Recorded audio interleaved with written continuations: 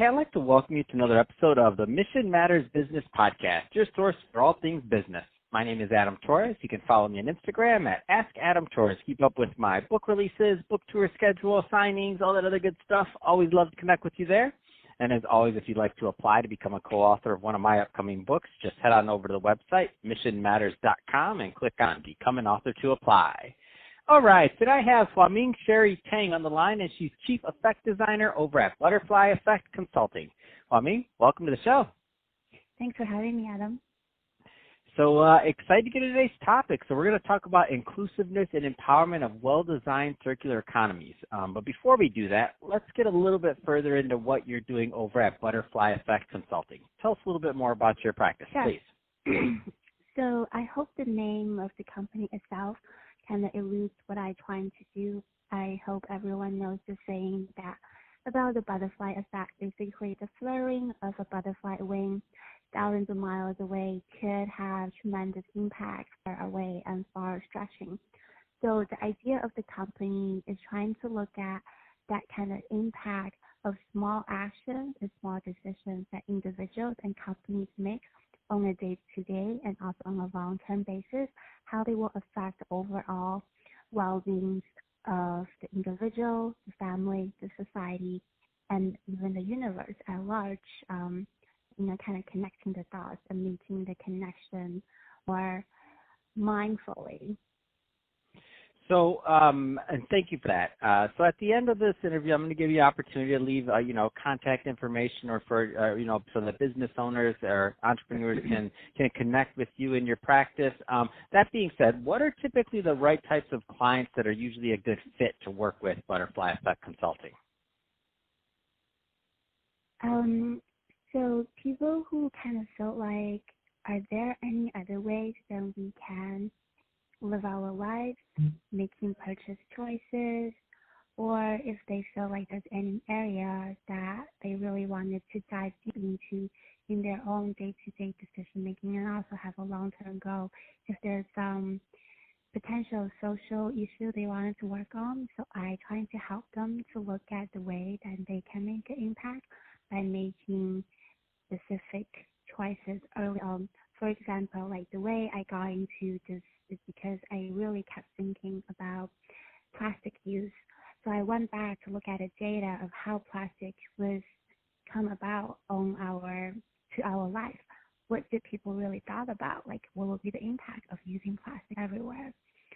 So that's the kind of thing I wanted to really help people to at least to be in the thought process about small things we do individually and collectively when we put a new product in the market, when we started a new type of conversation, when we start a new kind of way of living. I also work autonomous driving. That's another area that I would like to help people just to understand from a kind of collective action perspective of how we can make that technology a better technology for everyone, that we really thought beforehand proactively about all the effect it could have on every aspect of our life. So I love this, and I love the concept, and I think this is a great transition also into, our overall topic, really inclusiveness, empowerment, and a well-designed circular economy. I mean, what is a well-designed circular? And I know it's a big topic, so obviously we're not going to have all the answers in a 10 to 15 minute interview. But what are some of the attributes or the themes that you see that are good in a well-designed, circular economy? Right. So a normal business or any kind of planning, sometimes you do this kind of more limited goal setting, the way that I wanted to challenge people. So I also have a background in corporate social responsibility through my MBA program. And then in those programs, my school was known to really look at the triple bottom lines. A lot of times when we look at the way a normal U.S.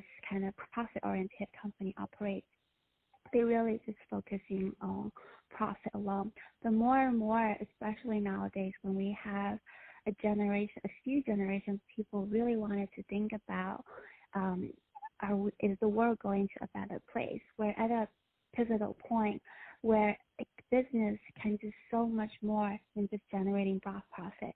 It can generate profit, but also holding on to an ideal that what the business is doing is actually taking the world and its consumer to a better place. That's awesome. So, for me, holistic part, I'm also a yoga practitioner, and the yoga practice is all about being in the present, but being holistic, connecting the mind and the body, and then with the universal energy. So I'm trying to bring the business side of me, the spiritual side of me, but also just overall really wanting to pass on to the next generation a better version of the earth that we can continue on.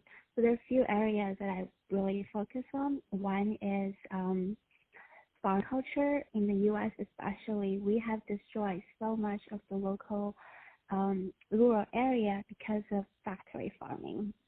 And I was just recently reading an article about this book by Kimberly that wrote about the Wisconsin election, about how the rural consciousness was so distraught by what the city people are. So I'm trying to offer a plan that everyone can be included, that when it benefits people living in the city, it could also benefit people living in the rural area. And we can do this because if we rethink, sometimes we have to revamp entire existing systems, such as factory farming system, that we can actually empower local communities to really design a business that they feel that they have more in power.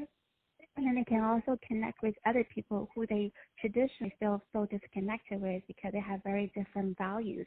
So we're trying to find a common ground of those values. That's awesome. I love it. And so what do you think are, and again, this isn't going to be like we're not solving all the problems in one episode, but what do you think are some of the low-hanging fruit, like some of those things that business owners and entrepreneurs, a lot of business owners, entrepreneurs, and executives right now listening that they follow your line of thought and they want to do better for a lot of these things you're mentioning. What are some things that they should be thinking about, like some actions that they can take? I think it's just building a community of people that think like you, but also think differently from you.